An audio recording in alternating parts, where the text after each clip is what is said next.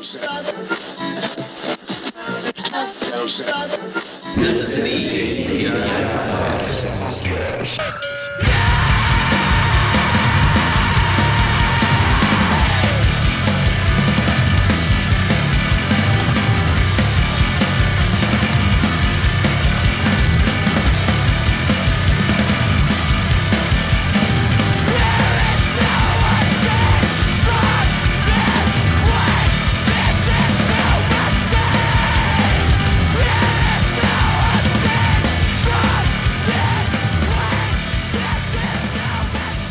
Hello, everybody, and welcome back to the ATI Podcast. We're in here for episode 116.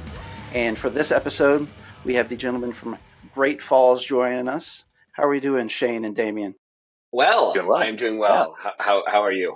Hey, we're doing great on this end, and we're doing even better. Great. Now that we've linked up with you all, and so excited to have the conversation tonight. I was talking to y'all before we went live and recording, was talking about how much I love the last record, Objects Without Pain. I came kind of late to you guys in the game and saw the piece that Brooklyn Vegan did on you guys and released your single, and immediately I was hooked. I was like, this is kind of the sound aesthetic that I go for most of the time in my personal music fandom, and the record was on repeat, really hit me emotionally and struck a chord with me, so I appreciate the work, guys. Thank you. Thank you so much. Kind of wanted to get into your guys' background a little bit. I try to do everybody due diligence, do a little studying on them, either out of personal music fandom or in preparations for our episodes. And there's not a ton out there about you guys, so I'm just really curious to kind of hear more of your guys' background. I know you guys were in some previous bands, that sort of stuff. I'd like to maybe just kind of start like your own personal music fandom, like, what drew you to music or your instruments in particular? Was there a particular artist or performance that you saw, or maybe like a family or a friend musician kind of turned you on to it? Like, what drew you to music? Damien, you probably have a more interesting take on this. Who do you want to hear from first? The guy who's into it because of skateboarding, or the guy who's into it because of nu metal? Those are both good reasons, so no judgment here. Only judgment. I got into like metal and punk rock and all that stuff sort of through just junior high, late 80s, early 90s, like discovering fellow like losers and like kind of sitting at the lunch table with the other like kind of burnouts and stuff and learning about, everything from like Slayer to, Black Flag and Minor Threat and DRI, all this sort of stuff. And I got really into skateboarding, and with skateboarding came Thrasher Magazine. And from Thrasher Magazine came, looking up, we didn't have an internet or anything. So, you get Thrasher, and you find out like what shirts your favorite skater was wearing, like what bands they were wearing, and check out those bands. That didn't always go great. There's a lot of terrible fucking skate punk bands that I listened to for a while that did not age super well for me. But I ended up kind of discovering hardcore and that kind of shit. And that from there, I started discovering shows that are happening in and around Seattle. Started finding my way into going to some of these shows with some of the other kids I used to skate with. I ended up learning about straight edge and hardcore and kind of got into that. And a few years later, just sort of found myself in this band called Undertow, this like straight edge band from Seattle. And, from there, now I'm here like 30 years later. So I hear you. That's awesome, Damien. And Damien, you brought up the point of shirts. Like, that's a phenomenon that people probably don't realize as much as important that used to be. That is, I had some friends in the band, Not Waving But Drowning, and back in like the late 90s, early 2000s, Papa Roach wore their shirt on, like, I think it was like on the cover of AP magazine or something like that. And that alone like propelled them into a level of stardom that they didn't have or notoriety previously. So that was actually like very important for music discovery back in the day too. It's like, I like this artist. What band shirts are they wearing? I don't see people following that trajectory as much these days. No, back then, again, it was, again, without the internet or Bandcamp or anything like that, right. It was shirts in magazines or shirts on at shows, or the other big one was thanks in the back of a band's, some band would, or Chain of Strength or something would have like one page of their lyrics and one page just a thanks list, and you're just going and like checking off every band. I'm like, oh, who's this band? What's this band? What's this band? For sure. And I'm sure like through skating too and skate videos too, you probably found a lot of music as well. Yeah. And then the music that, that's where I discovered Operation Ivy was from the H Street video that came out in like '89, I think. And that's not something I listen to much these days or anything. But at the time, Sure. I was like, "Holy shit, this is awesome! Like, what is this stuff?" Sure. And, yeah, I discovered Louis Prima from an H Street video. Oh. Louis Prima song. I was just like, "This is Interesting. great!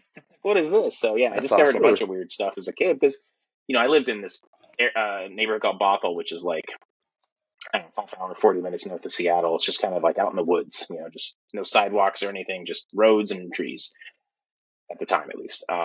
And there really wasn't much places to skate. There wasn't much things to do, but yeah, so anything I could get, we had a midnight public access show called Bomb Shelter Videos that ran for like 10 years that always played punk rock and underground. That's where I first heard about Nice. like Youth of the Day. It's just that was our internet. That was our YouTube, was just waiting for Bomb Shelter Videos to come on. Or like the AM radio station on midnight on Sundays had a show called Brain Pain that was all like death metal and thrash and stuff that we would listen to. Like we would tape it for each other. If someone forgot, we'd bring the tape on Monday morning. Like, Nice. it'd be midnight and you're supposed to go to school the next day. So you just like set your tape and stay up as late as you could and then hit record and then just kind of lay there and usually fall asleep and record like 90 minutes of Brain Pain for whoever else didn't get to hear it that week. That's awesome. Shane, how about for you? What's your background look like? First of all, I'm so sorry, but I think you had mentioned Not Waving But Drowning, who we did play with on our Playing Enemy, our previous band. We did play with them a couple of times on that tour, but that reminded me of wasn't it St. Louis that we played on 9/11, Damien? Was it St. Louis who played in 9/11? Wasn't it? Love Lost But Not Forgotten. Not for They're a St. Louis yeah. band, right? Yeah. Was it because was it Kansas City, Lawrence, Kansas the night before? It was 9/10. Yep. Yeah. Okay. And then we played the practice space of Love Lost But Not Forgotten on 9/11. Okay. Yeah. Anyway, Wow. Sorry. That's crazy. That sort of ties in. That oddly ties in with sort of my story, which is, my brother is like 8 years older than I am, and he liked, Metallica and whatever else. He liked what at that time would, have been considered like sort of underground stuff. And when he went to college, his friend was like a college DJ. And so he would get all of these metal CDs and weird stuff. And on breaks, he would come home with them. And I would just sort of like listen to them. And, none of it was like super impactful to me. It was more like the idea that, like Sacred Reich and this black metal band Unleashed. And, I remember those bands. And it was less like I really enjoyed those bands. And it was more that he was sort of like very much cultivating this idea of like digging and finding stuff that wasn't particularly mainstream. And so that really appealed to me.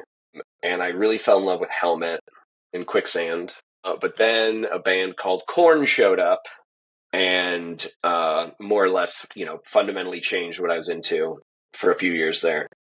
Sure. And I think that I probably would have still ridden that new metal train for many years, except, sort of my brother's sort of like, in the back of my head, he never liked that stuff. And, he still like sort of pursued like heavier things. And that sort of led me to like finding, heavier music. And that I finally found, like I was getting more into metal. And then I saw on Headbangers Ball, I saw Sick of It All's Scratch the Surface video. And that was the first time I had ever seen a video where like the band and the audience were like essentially like in a room, Yeah. And I was like, well, that's the kind of band I want to be in. And I wasn't even really super into Sick of It All, but I was like, but what Sick of It All, how Sick of It All is playing is, right. That's what I want to do. And that, I just ended up, I found like stumbled on like Coalesce and the photos of, especially Jess Seiniger from Coalesce in the Give Them Rope, where he just looks like a complete maniac. I was just like, that's the band I want to be in.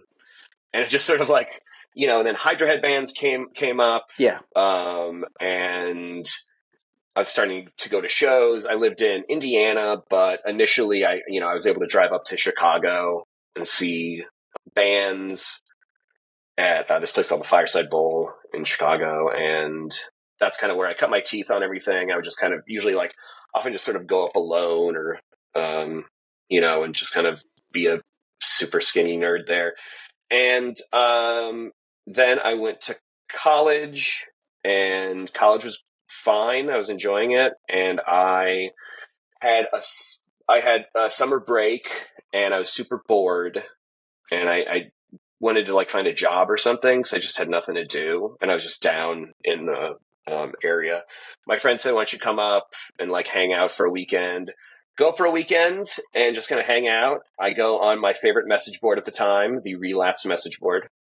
And on Relapse message board, a guy named Damien Enemy is saying, we're looking for a bass player.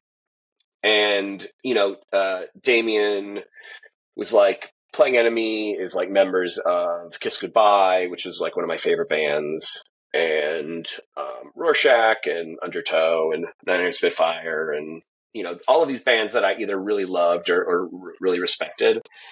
And I was like, oh, well, I hope they find a bass player because I really like that band. And I went to bed that night, and I just like woke up the next morning, and I'm like, I'm gonna join that band. I'm gonna try out for these guys. And back then, it's so funny too, because the process of like trying out for a band in 2001 was like bananas, because it's like I had to find my friend with an 8-track, or not 8-track, what am I trying to think? What am I trying to say here? Or just like a cassette. Like I had to record onto a cassette. Gotcha. And then I had to take that cassette and then find the only friend I knew who could translate that into digital. My friend was a DJ, and then he translated into, I guess, an MP3, and then I sent that to Andrew, who's the drummer, and they said, okay, well, this sounds fine. Why don't you come out? And so I had to then tell my parents, hey, I want to go out. I want you to fly me from Indiana to Seattle so I can try out for this band with these people I don't know. And if it's successful, I'm going to quit college. And they weren't super stoked on it. Wow. But they allowed it. And so flew out, and I spent like 2 days there, maybe 2 or 3 days in Seattle with Damien and Andrew, the drummer. And at the end of those 3 days, they're like, all right, do you want to be in the band?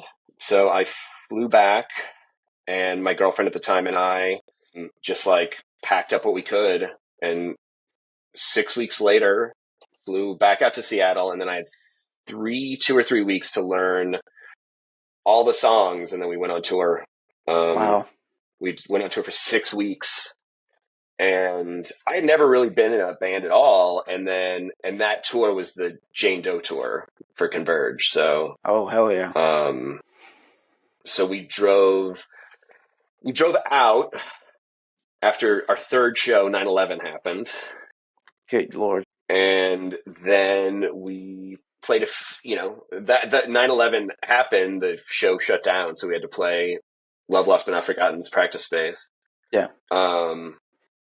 And then that night at the Love Lost But Not Forgotten bass player's house, we played Punch Out, and at one point Mac is like running, and someone pointed out the Twin Towers. It's very weird. Oh my God. Yeah, but anyway, blah blah blah. That's more or less what happened. And then so Damien and I were in that band. That band broke up. Damien and I did like a noise project for a few years. Then we decided to be a real band again. Started Great Falls with a drum machine. Got a drummer. Played with that guy for 10 years. Kicked him out. Got this guy Nick. We love him to death, and that's more or less where we are today. Yeah, and so you guys kind of jumped the gun there for me, because I was going to ask, what was your early memories of meeting each other? So essentially, Shane, you joined up with Damien via a classified posting on the Relapse message board and started playing music with him then, right? So do you guys recall immediately heading it off, or was the... Oh my God, yes. Oh my God, absolutely. Okay. Damien and I are like Damien and I are absolute best friends forever, and it was like pretty clear that was true. Like within, I don't know, Damien, what, like 10 minutes? Nice. It was like super quick. I met him at the airport, and I would say that by the time we got back to his apartment, like we were already like super good friends. It seemed. Awesome. And we were up like all night. We were up all like first night, just all night, just hanging out. It was very weird because I expected to be very intimidated. All the pictures I had seen of Damien and, you know, like hearing him scream and stuff, like I was still very much in the idea of like, I'm going to meet this guy and I'm going to be super intimidated because I like his bands. And, you know, he's like, oh my God, he's like 25. He's practically, you know, like, can you imagine what it's like to be 25? And I was 20, Still in a band. you know? Yeah. Oh my God. And, yeah, but he was just, you know, he was super friendly and warm, and we like hit it off absolutely like instantly. Like I would say that like before we had left for the tour, again, Andrew, who was the other member of the band, like he and Damien had started the band together, and they were the only, you know, they were the core members. And by the time we had left for that tour, I would say that like it was sort of Damien and me, and then Andrew, which I got you. You know, the hierarchy changed. He wasn't super happy with. Yeah, it wasn't intentional. It's just it wasn't intentional at all. But like, I felt like Andrew kind of was. He's sort of. I don't know. He's not like subversive to us or anything. I just felt like there was a period where he was kind of like, "Well, you guys are tackling idiots, and I'm not going to be like that. So I'm going to be over here." Yeah, he kind of like saw himself out a little bit. Yeah. Also keep in mind that while I thought, you know, at 25, Damien was an adult, Andrew was 31. So I was like, well, I'm essentially in a band with Gandalf, you know, like, like this man, and you know, and again, like, especially because, you know, Rorschach, of all of the bands that Damien and Andrew had been in, like, Rorschach was such a big deal. And I was never a huge fan of that band, but then once we met up with Converge, you know, they were like so like fucking fanboying about Rorschach. Yeah. That, you know, it was like Andrew's just like sort of just increasing in stature and, you know, importance and all of this stuff on the tour. But but also Damien and I are just like, let's go do it, you know, let's go have fun. Yeah, exactly. Yeah. That's hilarious. Oh my God, we're such Well, that's awesome that you guys hit it off so well immediately, because man, you don't get many moments in life, if ever, you know, that you encounter relationships like that, whether romantic or bromance or whatever the case is, man. Like, that's incredible that you guys just hooked up that quickly. You know, we're on the same wavelength. Yeah, I mean, I would have, you know, I mean, I literally didn't speak to them on the phone or anything until I got out there. Like, I two other guys, like, could you imagine when I got to the airport, I thought it was you know? Oh, I know, it's so weird. I got off the plane and I thought it was these two other guys, and it wasn't them. And then I thought I had been scammed, and I called my mom, telling her that I thought I got tricked. That would be the more common occurrence today, for sure. Yeah, absolutely. And so, you know, I mean, my idea was like, well, I'm going to go and I'm going to do my best. And I'm going to play, I'm going to be, you know, a professional or whatever. And I'm just going to try my hardest to keep up with like these two musicians. And, you know, Andrew was very instrumental in making me a much better musician, but it wasn't like the cruel tutelage of Playing Enemy. Like, you know, I walked in and Damien was such a teddy bear, and we got along so well that like, that pressure was like gone immediately. And then it wasn't like, you know, and then we were just like, oh, we're just like absolute like best buddies. It was very That's weird. Great. You could probably speak more to this, Shane, but I think some of like kind of what you're dancing on the borders of too is like whenever you play with people that are better than you, it kind of raises your ability if you're, you know, susceptible to it, especially being like a rhythm section player, you know, with Andrew being such a good drummer. I'm sure that helped advance you right out the gates very quickly. Definitely. And also, like, the person who had played bass on the Playing Enemy record, because I'm not on the first one, I had joined like right after that record came out.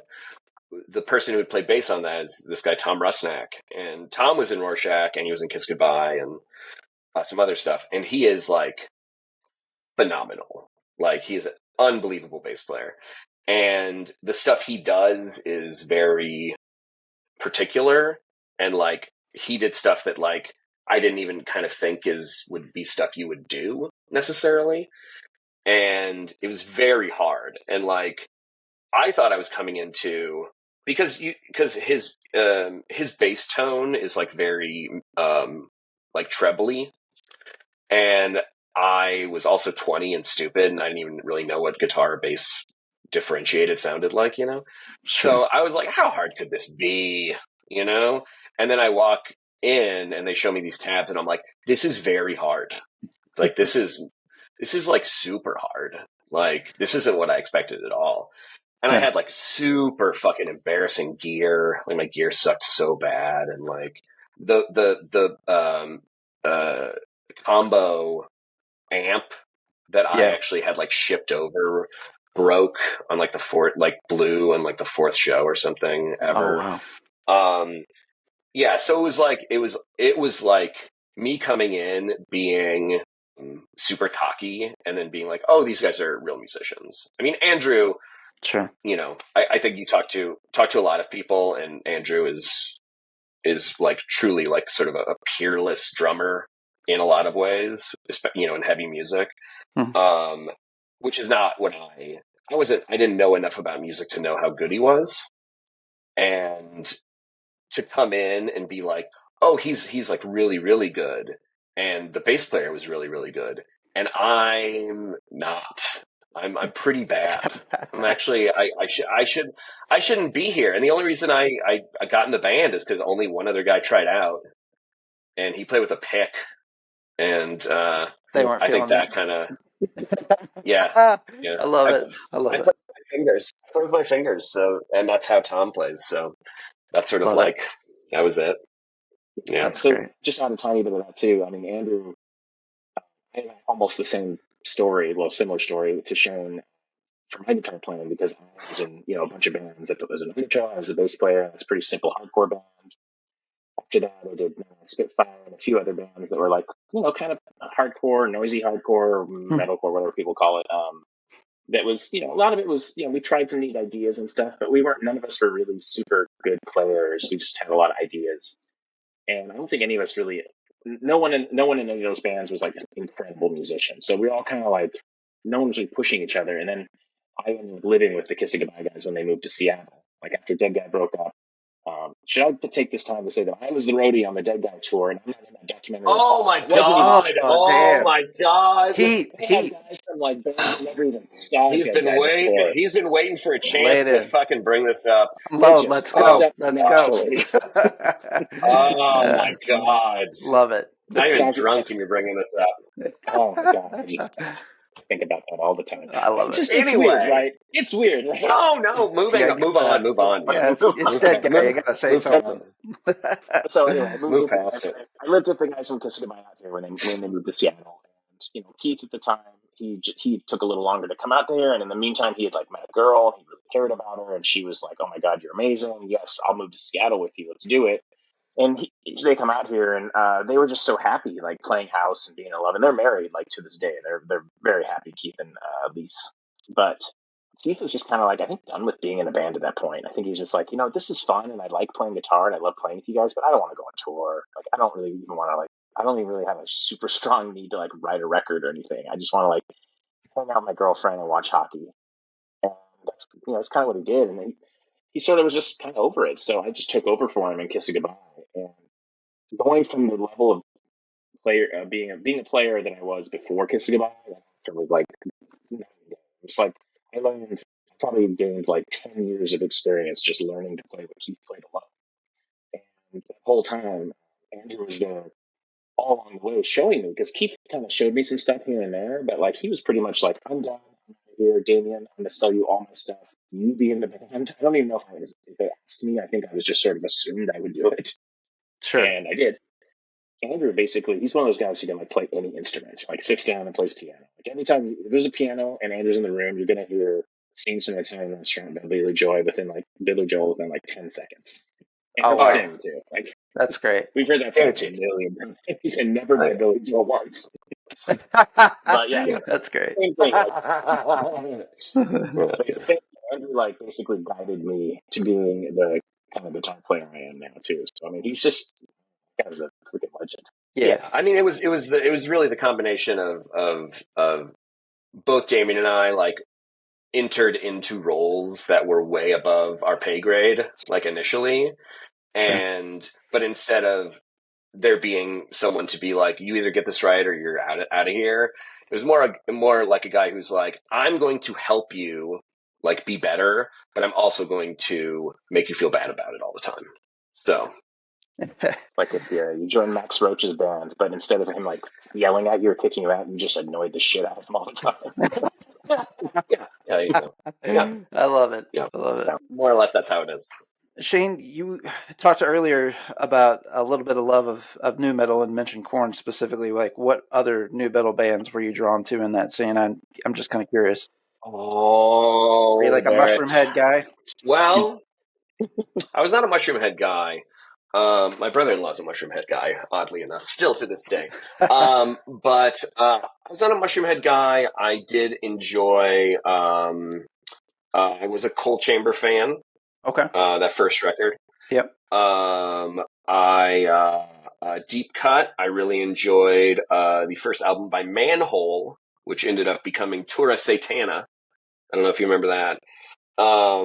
It's not very good. But I enjoyed the first, the first Limp Bizkit record. Sure. I thought that was pretty good. Deftones, but that's sort of a whole different, different kettle of fish, For sure. As I think everyone has agreed upon now. Definitely. But you're the only person who likes Prick in the world. I do like the band Prick, but yeah, no one likes that band, so no one's ever even heard of that band. I did like the first Head PE record, somewhat, but yeah, that was big. Yeah. Do you look back on your time in liking nu metal? Like, are you embarrassed about liking it, or do you still stand on the shoulders of some of that stuff? I don't know if I don't think that there's anything from nu metal now that I don't view with a bit of disdain, but that's not really on nu metal. That's more just on how like different my tastes have changed. I mean, I would say that I don't look down upon nu metal any more than I look down upon a lot of like hardcore. Like it's just not, to me, a lot of it's just, very, kind of just derivative and just kind of, I mean, the one thing about nu metal that I equate to hardcore is that I think that a lot of people at the time got into nu metal for the same reason a lot of people got into hardcore, which is that it's very easy to play. You can be in a nu metal band very easily, just in the same way you can be in a hardcore band very easily. You don't need there's a very low barrier to entry. And so, when I first started playing music, I would play with people and it would be like, oh, do you want to play Big Truck by Coal Chamber? And it's like, sure, because all of us can learn Big Truck in a half hour, and so it's, I guess disdain is that seems very high and mighty. I'm not trying to be like better than any of that stuff. Sure. It's just, it's sort of like, it's just the way that a lot of that stuff was put together, and the stuff that I ended up enjoying more was like, I enjoyed pursuing music that I felt like challenged me as someone to sort of write it. And I think that, nu metal just, I mean, have you heard a lot of that? I'm always curious to ask people about that because, I'm a kid mostly of the 90s, that is. And so nu metal, I was there for the big nu metal boom, and I enjoyed it as it came out. I had a period of time, kind of similar mindset, Shane. I look back on it and was like, man, I don't know about this. I don't know why I got into some of these things. But I don't know if it's just like the nostalgia factor or what, and there are some like newer artists that I do find intriguing that cite that a lot of that as source material for kind of like what they do present day. Bands like portrayal of guilt Right. is a good example. I love those guys.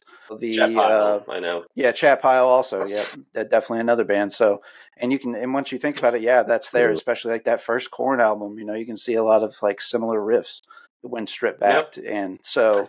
I think it has its place, its foothold in history, a respectable part of it as well. But I always like to pick the brains of people that were fans. Yeah, I mean, and maybe they still are, maybe they still aren't. I think that the thing that was really appealing to me, about the first Korn record was that one, it did a lot of interesting things. I write for Decibel, and years ago I wrote this very long piece about the rise and fall of nu metal, sort of through the prism of the metal community and sort of how they reacted to it. And when I wrote that, obviously I revisited a lot of it and everything. And the thing about that first Korn record, which I say in the article, is like, opening a record with like a 50-second intro or whatever, where it's like you don't really know what's going to happen, and it's just this like long thing. It's like that's very like ballsy and pretty brave, and by the time and I felt the record was pretty genuine, and then by the time the second record came around, I felt it to be pretty disingenuous.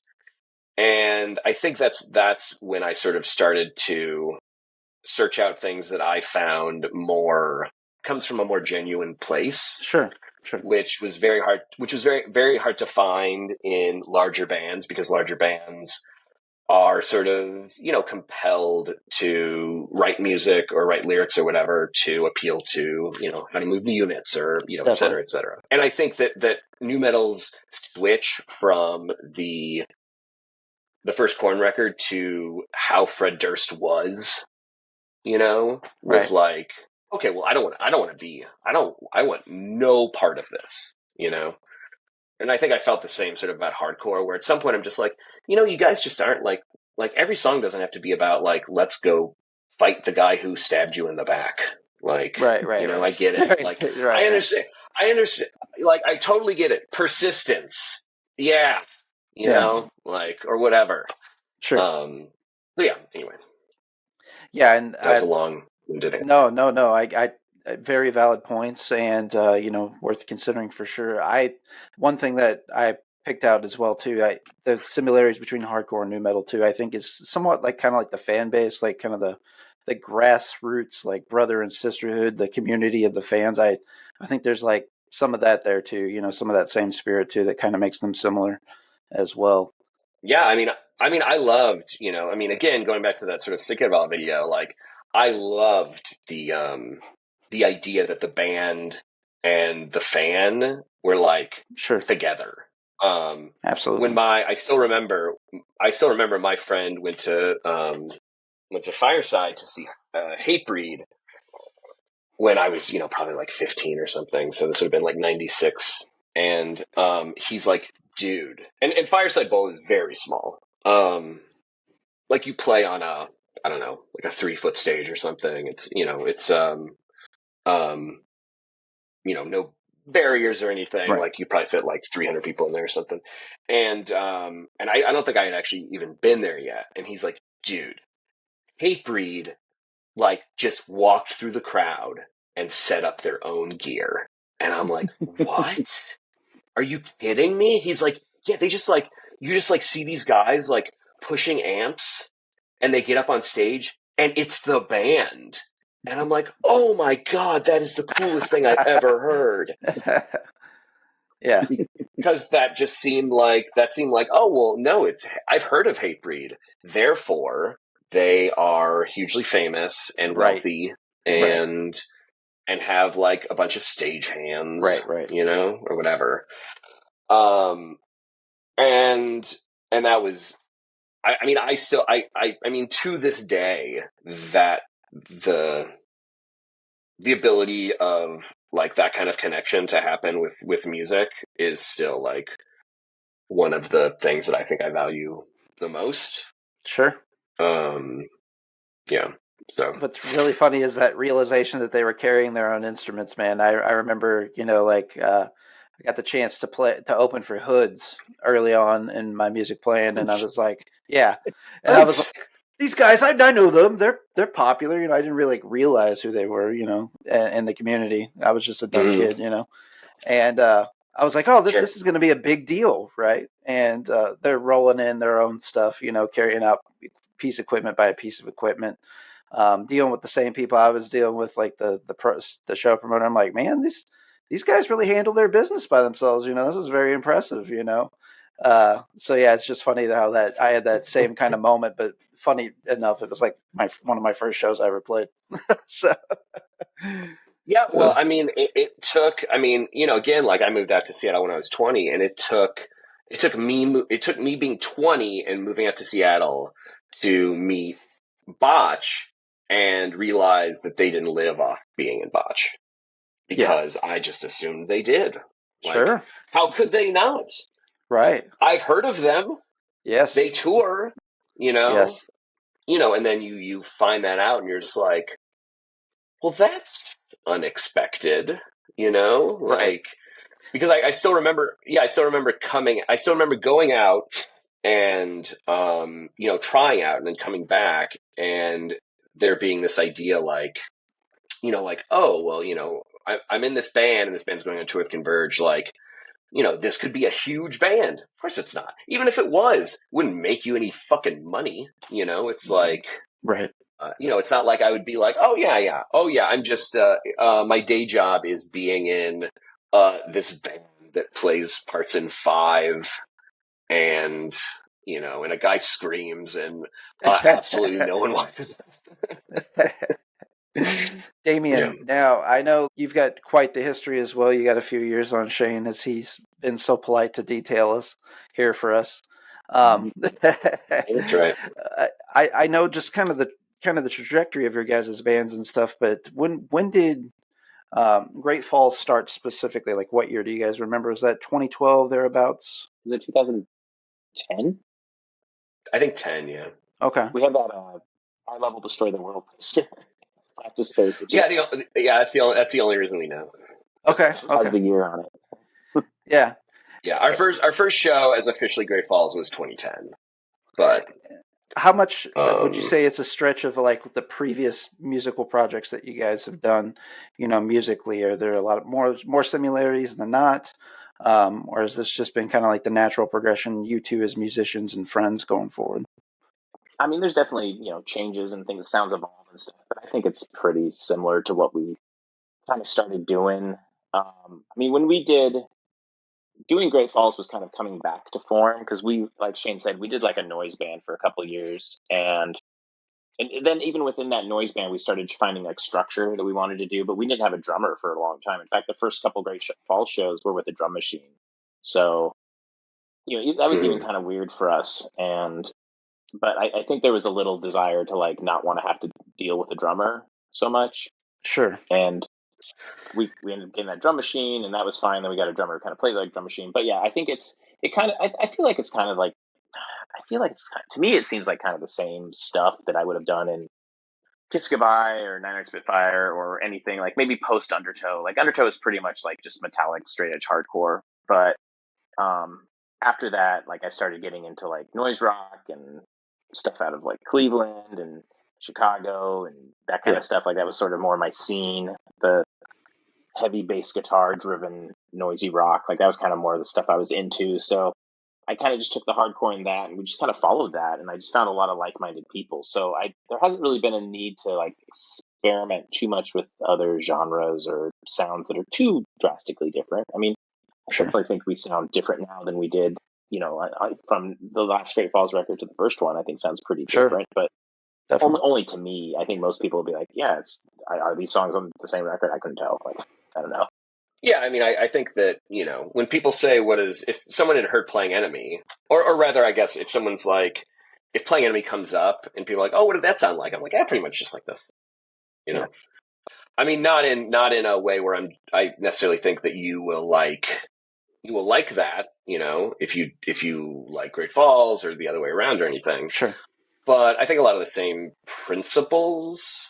I don't think that Damien and I talk about music any different today than we have ever. It's just sort of like maybe more. We've sort of just created new ways to sort of get what we want, or we have maybe we have a clear understanding of the kind of stuff we want to do and easier ways to get to it. Sure. I mean, also Andrew, who has been a much bigger part of this conversation than I expected. Andrew was very much it was his band with Playing Enemy. And so a lot of the writing and everything was filtered through him. He had a very like sort of, singular vision. He had a very like, totally. Yeah. And us sort of pushing back on that or sort of trying to do other stuff that he didn't like was certainly what led to the sort of breakup of the band. But Damien and I are like so aligned that it's hard to like imagine that we really do anything different. I don't know. Yeah. It feels very much like Damien and I have the exact same conversations about writing songs today than we did 20 years ago. Yeah, Steve Albini would talk about like a musical vocabulary. Like your band kind of has its own musical vocabulary. Sure. I think Shane and I we may have expanded on that, but it's still essentially the same set of language. It's the same language that we had for a long time. And anytime we've tried to really get outside of ourselves, I don't think we even let it get past a point that people hear. I like there'll be times at practice where we're playing something and working on it. Maybe we've been working on it for a week or two, and like one of us will look at the other one, and the other one will go, "Yeah, you're right. Let's not do it." Like we don't have to say it. Like it's just sort of like understood. Like this isn't working. Sure. Like this doesn't work. Yeah. So, sure. Yeah. Yeah. Or like I mean, we've written plenty of riffs that it's like, could this work in another band? Sure, but like there's just something about it that doesn't ring true for us. But like I don't think that any of that stuff I don't think any stuff that maybe would have fallen within suitable for Playing Enemy or suitable for early Great Falls is any different than what we would consider maybe suitable for now. It could be super wrong. I don't know. But it doesn't feel like we've changed in the kind of music we want to do. We always just kind of feel like we're, hopefully getting better at it. Sure. Sure. And Nicholas, who could not make it to this, the drummer, the record Next to You, that was the first record he was on, the first full length he was on. So, a huge amount of credit has to be given to Definitely not how he has necessarily changed, not as how he has changed our songwriting, but rather how he has allowed us to sort of feel a lot more freedom. Because I would say that whether it was our previous drummer or even if we want to talk about Andrew, they had, the things that they wanted to do as drummers. Sure. And we were like sort of worked within that box. And Nick is the kind of guy who we come to with like a pretty fleshed out song. And he's like, cool, could we maybe, what if we tried this with this, whatever. But it's very much different than the previous drummers because he can just play. He's just sort of game. Right. He's like, let me learn it. He hears it, he plays to it, we're good. And that has, I think, given us the ability to try more stuff too, just because we don't have to sort of be like, oh, well, will Andrew like it? Will Phil like it? Totally. Well, I feel like Nick, just to talk him up because he's not here, because he's playing drums somewhere else. That's the only way we would talk him up. Exactly. But he's, I feel like he kind of gave me the band in a way. Like, the last drummer, we had a really good run with him for a long time, but it just, it got to a point where he seemed to be really unhappy. It wasn't like he was unhappy and we were like, yeah, we should part ways. It was like he was unhappy, and then 7 years later we parted ways. It was like we spent a lot of time being like, God, is Phil gonna like this, or is he gonna want to play this? Is he gonna understand what we're going for on this? And it really kind of hindered us because there was a lot of stuff where it's not gonna go. And it was like, I don't want to. It wasn't that I didn't want to challenge him. It's just I didn't want him to yell at me or something. It didn't work out very well. But with Nick, it's just he just plays. Like he's definitely closer to Andrew in a lot of ways. He plays sort of open and sort of like kind of attacks the drums in a way that Andrew might. And I really appreciate that. But there's something a little more aggressive about the way Nick plays.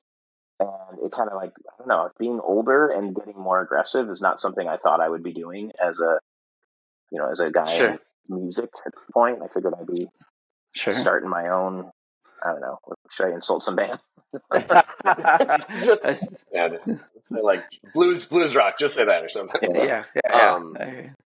Yeah, Nick is super game, and he never looks at a part and thinks to himself like, well, how does this part affect me as a drummer? Instead, he's just constantly being like, okay, well, how do I, because, and we've said this about him a lot, and, it's true, is that like, the ideal sort of way this band functions, I think in our heads, is everyone fights to be the person you want to pay attention to. And Nick is able to say, okay, well, this is the part you gave me. I'll play to it, but I'm going to play it in a way where people will want to listen to me more than you, And that's like, to me, like the exactly what we want. We want, each member to be coming at a part with like, okay, well, hey, like those two guys, they're fine, but like, look what I'm doing, Yeah. And, yeah. And that's how he has sort of like, I think, succeeded the most. That's a great way, I will say, as a listener, to kind of dictate kind of what you're hearing at times with your guys' performances, is how you can individually pick out everybody and appreciate everybody, like what you guys are laying down on your performances. There's something interesting constantly going on. And Damon, you made this comment earlier about how maybe somebody could play something out of your catalog 10 years earlier and play it present day and just think it's part of your modern day set list, if you will. I think there is something to be said of that, and something to be respected and revered about you guys too, is because you guys have had a very clear vision in like what your music sound is. I think you guys have been consistently that throughout your music catalog. A lot of artists, you hear them change over time, sometimes for good, sometimes not for the good. You guys are just like steadfast in your sound. You guys are very focused, and I think that deserves some recognition, because it's rare to see that in an artist nowadays. I feel like, especially the short attention spans and everybody just trying to do what's niche and keep their head above water. You guys are just like rowing that boat, and I appreciate it. Thanks. I mean, we literally don't know how to do anything else. So that's I think like really the only changes like over the years for you guys really has just been production, that just kind of comes with time, technology, figuring things out as a band. Really, that's the only major changes. I mean, and then when it comes to the drumming, you can certainly tell, especially, again, I can't praise Objects Without Pain enough, is, again, that's an album that I can sit down and listen to those individual performances and everybody's shining. And you talked about some of the drumming on this album as well from Nick. And yeah, man, it's incredible. That's my primary instrument. So I'm always listening to the drums first, selfishly. Great. So, and if that drummer's doing something interesting, or I can, those convictions are coming through in the playing, I don't mind somebody putting a little sauce on the, the sticks and the heads, put a little meat into it. I'm like total John Bonham school of thought. You can tell when somebody's like really laying into those drums and really confident with their performance. And, I think that's on display with this record also, for sure. Well, and again, and also one more thing about Nick, just because, we've said this many times, but it does deserve to be said again, is that we reached out to him in like late October, I think, of 2021, and we recorded in April of 2023, and he had to learn 7 songs that we had pretty much written. So but he wrote completely new stuff. So he had to learn 7 songs, and then he had to write new drums for completely new 8 songs. So no, that wouldn't be right. No, 6 How many did we do, Damien? 13. We did 13 songs, right? We did 13 total.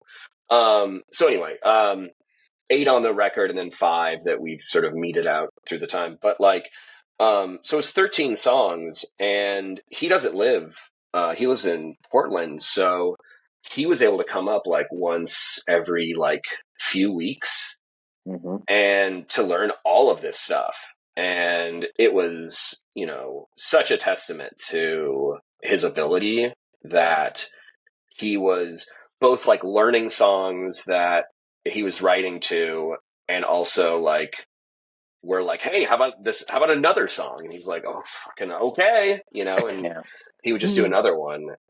Yeah. And it was so impressive. Yeah, we really like, we never want to take it for granted, but yeah.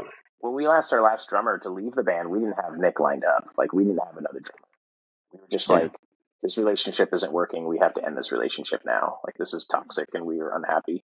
Sure. And so we were just like, what are we going to do? Like, we had nothing to do. And Nick lived in Portland. It was insane to think he would be in the band full time. Like, but we were just like, well, maybe Nick will at least record the record, and then we could find someone. But I mean, just in those like few practices we had before we recorded, it went so well. We're just like, we can do this. If and he was like, yeah, I want to be in the band. Like, great. Yeah. Yeah, and I mean, ever since then, it's only worked because Nick is the kind of guy who doesn't practice. He just listens to the songs a lot and then sits behind the drum set and plays them. It's crazy. Yeah. I mean, Damien and I practice usually when we practice for shows, we like practice to the like recordings, It's not not an ideal way to not an ideal way to practice, but Nick just drives up to, or takes a train up to Seattle and just listens to the songs, and that's all he needs. It's like infuriating in a way, because you're just like, why are you a freak? Why do you have to be a freak like this? Yes. But he is certainly he is the last person. He is the last person I worry about when we play a show. Which is I don't know if I can maybe think about like one or two flubs I can think of that he's ever made. And I make flubs like every show. Yeah. I mean, like you said, you listen to the drums first. I mean, I'm not a drummer, but when I go see a band, I always watch the drummer. Like that, to me, that was the most like cool thing to watch. Like, sure. I mean, there's a lot of movement up there caterwauling and moving their hands a little. That's cool, I guess. But there's another person back there like sweating to death, like carrying heavy expensive kit that they're breaking every time they play it. And I'm just like, that's a hero up there. And I'm just glad that Nick is our hero. Absolutely. Well, you guys are all, that's one thing I wanted to commend you guys on too. I've seen a lot of live videos.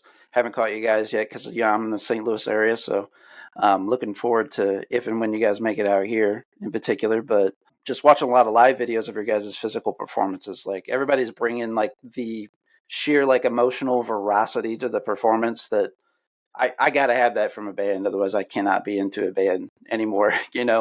That's the way I always like to approach my instrument and people that I played music with. There's a lot of emotion that goes into writing these songs and putting stuff together, artistic expression, so on and so forth. And, to me, it's a part of playing the instrument, is getting those emotions out. You guys bring that without question. Thank you. Thanks. Yeah. I mean, it's just sort of, that was just such a big part of what drew me to this kind of music in the first place. It would be, I kind of don't, I don't see the point. I wouldn't, if I like had my legs cut off, I don't really think that I would be able to necessarily play this kind of music again, just because I don't know if I would feel like I was really getting out of it what I get out of it today. Sure. So if we don't end a set sort of feeling exhausted and in some sort of pain, I kind of feel like we failed. I hear that. I hear that, man. Yep. Yeah. I love that shit. That's what I'm drawn to, boys. That's fantastic. Love it. I got to talk, sing your guys' praises too, in the sense of, like some of the accomplishments that you've had recently. At least it's huge to me because we've mentioned the band's name a few times. That's Botch. I know you guys have had the good fortune of opening for them stateside. You guys just came back from a tour over in Europe as well. Talk to me about Botch and how important maybe that they've been to you guys, either just as fans of music and then even up to these recent opportunities. Yeah. Well, my relation to Botch and Damien's relation to Botch are like so completely different because I grew up in Indiana thinking like Botch was, this incredible band and going to see them and just being blown away by them and Damien. Yeah, and they were like the little kids who were playing shows like when my bands were playing a lot of times. Like my old hardcore band Undertow, like the first time I saw Botch, then I was like, holy shit, these guys are actually pretty good, was when my old band Undertow played our like last show in Seattle and Botch played right before us. And it's silly at the time, but it definitely had this like feeling of passing the torch as far as like, here's the next band for everyone to go see all the time. Yeah, And they weren't a straight edge band or anything necessarily, but they just, they kind of have that hardcore sort of definitely. vibe. And, having Dave Verellen up front, he's definitely like a hardcore singer, even though the band behind him is not necessarily like fully hardcore, but he was able to communicate that really well. And it just, so yeah, they went from like this band that a lot of people like kind of mocked a little bit, were sort of mean to. I remember there was one guy we all thought was really cool for a while in the scene, who turned out to be a total prick, who would like openly mock them like while they played. And I remember just being like, oh, this is kind of sucks. I feel like fucking jocks or something. Like this is not cool. But Botch just kept at it. Like they didn't let anyone like, they didn't let like the cool guys like not loving them really. They were like unflappable, They just kind of like kept at it, and it really paid off. I mean, and then one thing I remember about getting to know them is just how funny they were and how they were just like four people who seemed absolutely inseparable. And one of my favorite things about this tour in Europe just now is it seemed like no time had passed at all. Like, That's great. They hadn't been like hanging out all the time, or they might not sound like they'd probably seen each other. I'm assuming they probably had a text chat this entire time, for 20 years or whatever, since we all had cell phones. But it just didn't. It seemed like no time had passed at all. Like it seemed like I just saw them the other day in 1996, and here they are in 2024, just it being the exact same awesome guys, like super funny, inside jokes, like jumping around, like playing pranks. Like it was just, I don't know, they're just so full of life, and it was just, I don't know, it was very cool. It's been very cool to see their trajectory. They're a band that I was definitely like super jealous of for a long time, because it seemed like they were just free to like try shit out and do cool stuff. And I felt like until I met Shane, I felt like I didn't really have like somebody like that in my life to play with. I played with a lot of great people, a lot of people I love, and a lot of records that I definitely am not embarrassed of that I thought were good. But it wasn't until like playing with Shane and now playing with Nick do I feel like I had like kind of a crew like that, like Botch always did. Because the making the music is obviously the most important thing, but like, the one thing people don't get to see is the process of making that music. And sometimes that process is not very enjoyable. You can have, like we talked about some struggles we had with our last drummer, and we sang a lot of praises to Andrew, but we had a lot of struggles with Andrew too. A lot of personal problems. There was moments where like Andrew basically said like, it's Shane or me kind of stuff to me. And I was just like, well, Shane. Like, yeah, that's not cool, man. Oh, that's so good. And it's like, Andrew was, incredible drummer and a good friend, and I loved him very much. But it was like, I'm not passing up like my enjoyment of my life because you don't like having to tell Shane to not do the thing that bothers only you. Like, I'm sorry. Like, but yes, to go back to Botch, I just wanted to say like they were an example to me of what a band could do by being both functional and good, which seemed to be like, I think we romanticize like dysfunctional bands all the time. We think about like, oh, Buzz Oven, their roadie had to drag them out of the snowstorm when they were, fucked up on heroin or something, or I Love I Hate God. They always leave each other in other cities. You think about like, well, I would hate that. I would hate that experience as a guy in a band. Going from like a huge fan of them to then, getting to meet them and play with them, and then to sort of, get to come back and do it again and just, see them back together. It really is like no time has passed. And it's, a lot of times when I talk to bands, it's a cliche, but I think it's very important. And it's something that I think a lot of people don't really realize is that like being in a band ideally is you have an artistic excuse to hang out with your friends.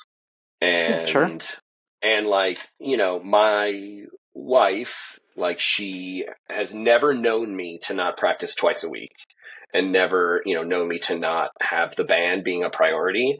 And I think that, if we, really dug into the time and effort and sort of stress and strain that, we sort of dedicate to this hobby, it's like, wow, you take this seriously. And, absolutely. And like, we always want to put out good, art, and we want people to, be affected by it, et cetera, and we want to be proud of it. But, like, the reason why we practice twice a week isn't because we're so dedicated to our art. The reason we practice twice a week is because we want to hang out with each other twice a week. And this is the only legal way to do it without getting yelled at by people. Right. So it's like, yeah, I mean, it's just, it just happens to be a thing that has worked out where it's like, it's really nice to spend all this time with your best friend, and then you put out a record, and it has, an outsized effect than maybe what you expected.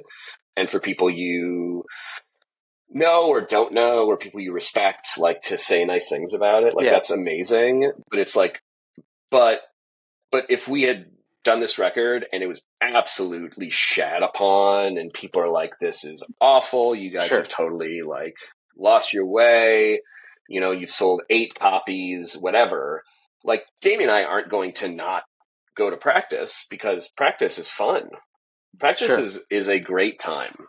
And, it's hard to not sort of cherish that. And, just be very thankful. I don't know where I was going with that, but well, one thing I think is kind of evident, or now hearing this and listening to your guys' music catalog, is I think that it really shines through in this latest album that you guys are better in the interpersonal communications and relationships of the band. Because I really feel like that when everything's in harmony, it does come through in the performances, and the music writing, and just the confidence and the comfortability to be yourselves is a lot of what I'm hearing in the discussion tonight with you guys.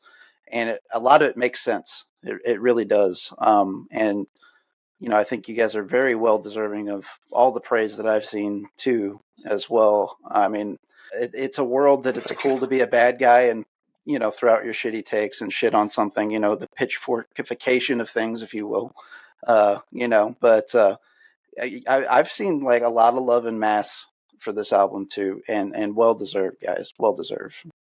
Thank you. Yeah, we don't really, we've sort of been conditioned to not expect that, or think it's anything's going to happen. So anytime we hear a nice thing, it's both hard to take and also incredibly a nice surprise.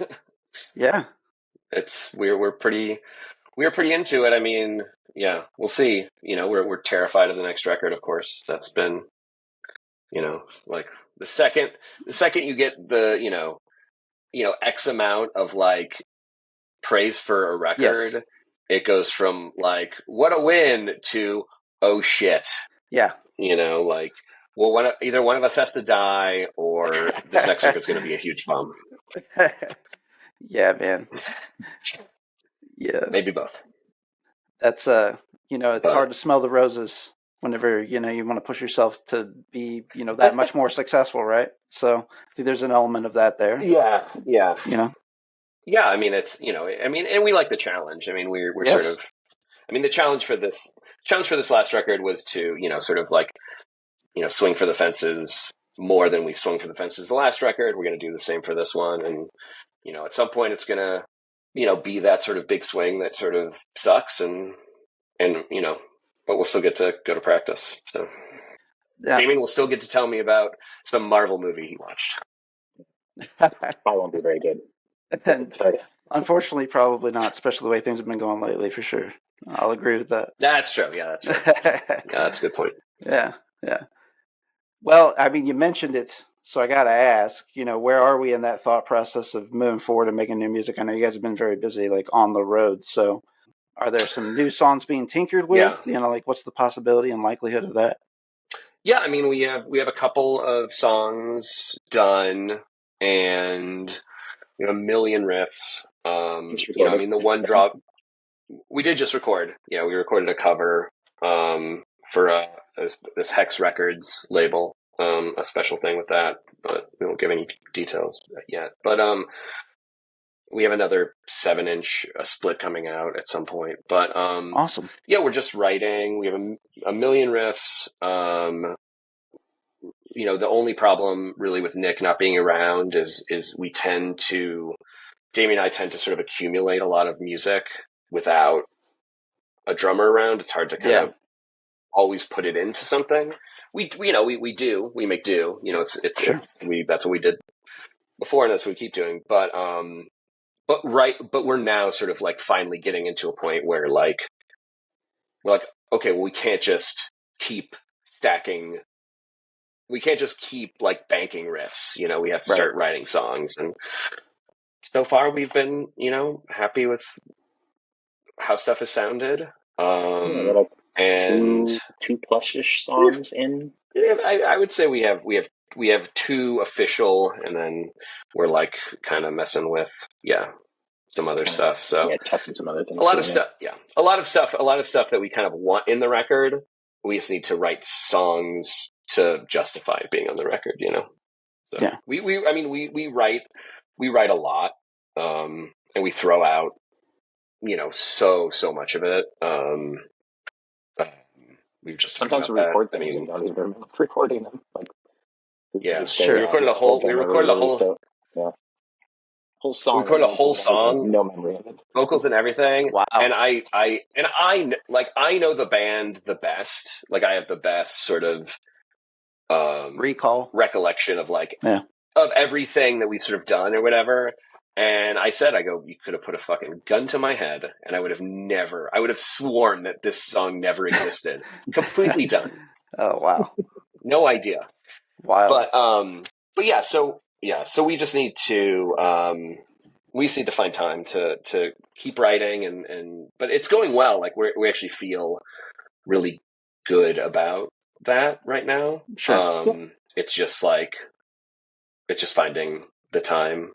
But the rest of our year is kind of booked for shows right now, and it's cool and it's fun. We got a lot of cool things coming up that we're excited about, but I think both of us are really excited to start writing, and it can be tough when the only time we can get together with Nick is to like practice for a show or actually play a show. Like, it's, you know, we don't have as much writing days as we'd want, but I think when the New Year's over, we'll probably hit the ground pretty hard. We should have, you know, hopefully, if Nick comes up in January at some point, hopefully by February we'll have 3 or 4 songs done. So.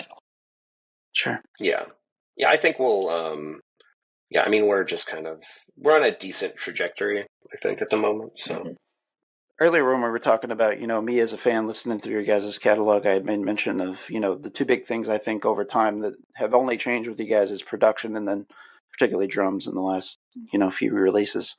I mean, I could go back and lean into the production piece comment of that. You know, I'm sure a lot of that had to do with over the years figuring things out, just yourselves as musicians and how you wanted your performances to convey, and maybe even like recording with different people, different engineers or producers or whatever the case is. I'm just I know like in the last 3 albums in particular, it's kind of shifted more and more. So I feel like on the production piece of things, like going forward, have you guys kind of figured out what you want to do in that space as well? Like what your expectations are going forward? Well, continue recording with Scott Evans is probably what I want to do. Definitely, yeah. I mean, the last 2 records have been with Scott Evans, and that's sort of like who we'll continue to go with. I mean, previous to that, we were pretty naive, I think, and we sort of, Damien and I kind of were hands off in a lot of it. We were sort of like, whatever. We're like, how bad could it sound? Or, you know, like, who cares? Like, why like put that much stake into it? And then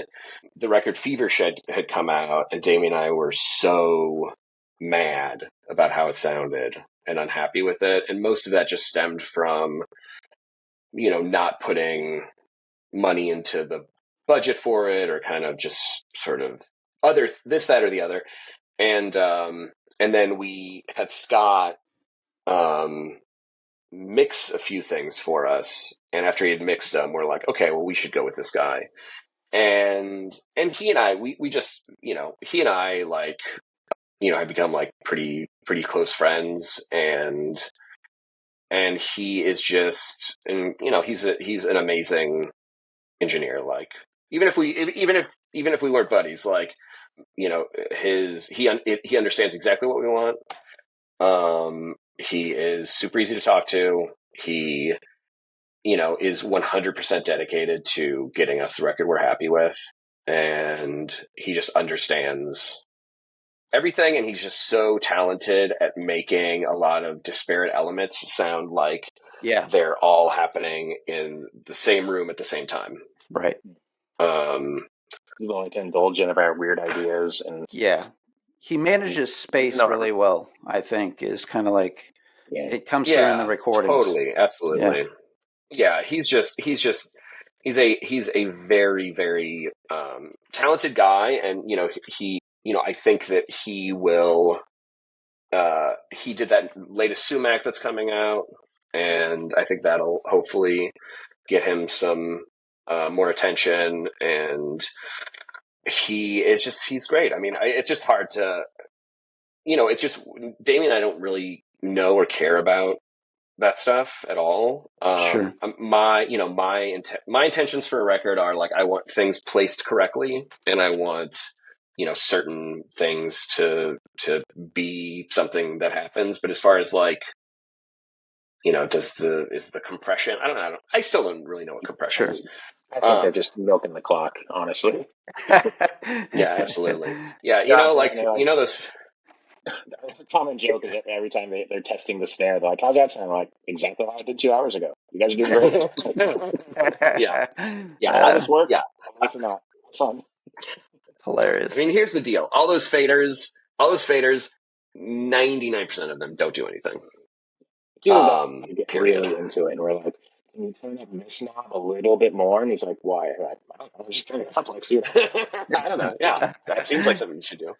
But yeah, I mean, Scott is very much like just the person that he just gets it. He totally gets it. He got it on the last record, and he got it on the last record. And not to continue to, like, say bad things about our last drummer, but our last drummer had a very, like, certain way he wanted it to sound that we weren't really into, and Scott wasn't really into, but we kind of did it anyway. And then when we had another go round, we're like, Scott, do how you think how you think it should sound. Right. And when he sent us the rough mixes, I don't really remember having issues with any of it or anything. I mean, he's just good.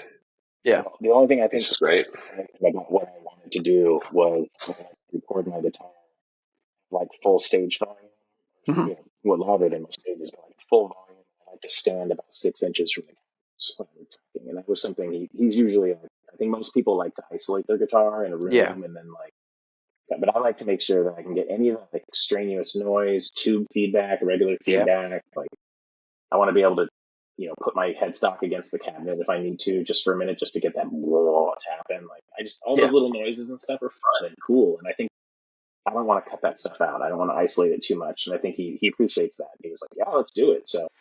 Yeah, he's very methodical. He's like a coder, so he has like a very analytic scientific brain. Or whatever, and he's very analytical, but he's also has this punk rock ideal about how to do stuff. And, a lot of it's like, oh, do you want to, what if we did this? Just like, don't worry about that. Like, you don't have to gussy this up, and that was just a massive help. It sounds like you guys, went up to the plate and bet at 1,000 again here, just threw a gamble out there, bet on yourselves, and you guys found a guy not only that can help get you the sound that you're trying to achieve, but a drummer as well. And man, it all came together, perfect storm here for Objects Without Pain. Yep. Man, love it. Listen to this so much, guys. Thank you so much for making this. It's just incredible. Thank you so much. You mentioned the noise earlier. That noise, I love it. It's conveyed in these performances. Again, this is an album that makes me feel, guys. And, for a first listen these days, it's a hard thing to achieve. And thank you so much for that. Yeah, sure. Appreciate that. Yeah, of course. Thank you so much.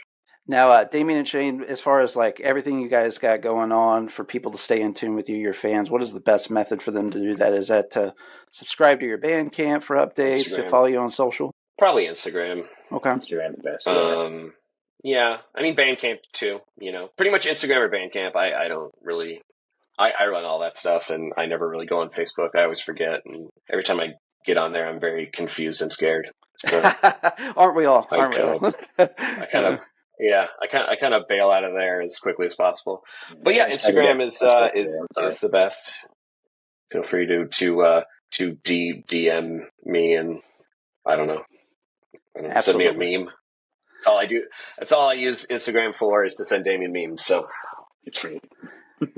Yeah, hey man, that sounds like most of my Instagram use as well. That's sort of outside of like promoting the podcast. It's sending, you know, those goofy reels to your friends, you know, with the same sense of humor, right? Yeah.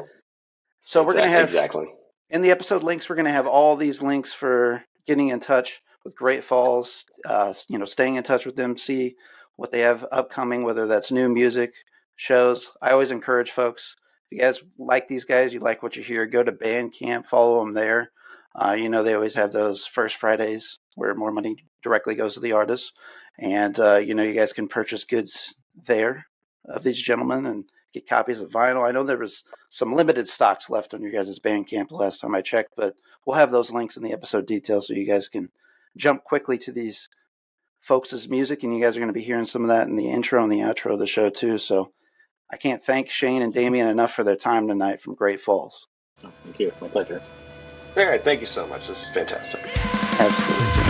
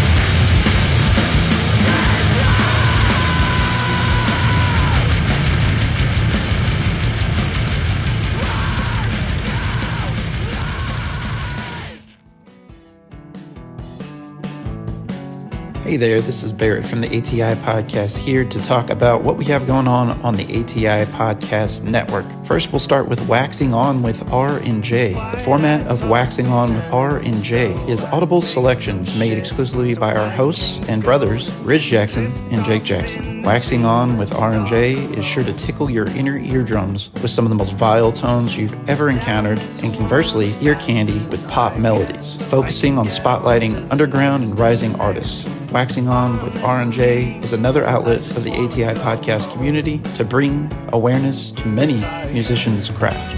Also found on the ATI Podcast Network, Nod Narb's Closet, hosted by Brandon Stewart of Edos Inn. Nod Narb's Closet is a wing of the ATI podcast programming that delves into the world of roleplay games, miniature painting, diorama making, occasional pro wrestling match watch-alongs, providing commentary with a dash of jocularity and satire, and much, much more. Of course, leading the pack is the ATI Podcast. On the ATI Podcast, we episodically invite guests onto our show to spotlight their talents, whether that's musicians, filmmakers, artists, actors, businesses, even athletes. Nothing is off the table. The focus of the ATI Podcast and its collective creative arms, whether that's Waxing On with R&J or Nod Narb's Closet, is to bring awareness and focus to people's talents. Be sure to follow us across all traditional podcasting platforms, and for the full experience, subscribe to our YouTube channel. Just search the ATI Podcast. Stay safe out there.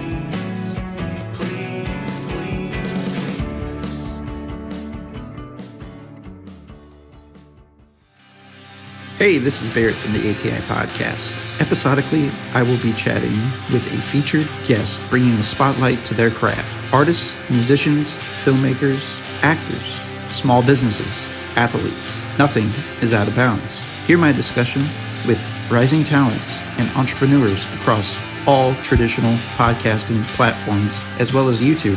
Like what you hear? Be sure to subscribe to the podcast channel of your choice, whether that's Spotify, Apple Podcasts, Amazon Music, and more. Just click the subscribe button and leave us a 5-star rating. Also, subscribe to us on YouTube, where you can get full video episodes of the ATI Podcast and see our guests in their work. Stay in touch with our ongoings, events, and guest list across all major social media outlets: Instagram, Facebook, TikTok, X. Just search the ATI Podcast. We would like to thank you all for your continued support, and as always, stay safe out there.